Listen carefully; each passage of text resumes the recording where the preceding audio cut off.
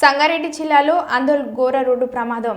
National highway 161 జాతీయ రహదారిపై నారాయణఖేడ్ డిపోకు చెందిన ఆర్టీసీ బస్సుకు ఘోర రోడ్డు ప్రమాదం చోటు చేసుకుంది. అందోల్ మండలం కాన్సూన్ పల్లి వద్ద నేషనల్ హైవేపై ప్రమాదవశాత్తు ఆర్టీసీ బస్సు డివైడర్ పైకి దూసుకెళ్లింది. ఈ సంఘటనలో 20 మందికి స్వల్ప గాయాలు కాగా మరో 5 మందికి తీవ్ర గాయాలు కావడంతో క్షతగాత్రులను అక్కడున్న స్థానికులు సమీపంలోని జోగిపేట ప్రభుత్వ ఆసుపత్రికి తరలించారు. ఆర్టీసీ బస్సు నారాయణఖేడ్ నుండి ప్రయాణికులతో లింగంపల్లి వెళ్తుండగా ఈ ప్రమాదం జరిగింది.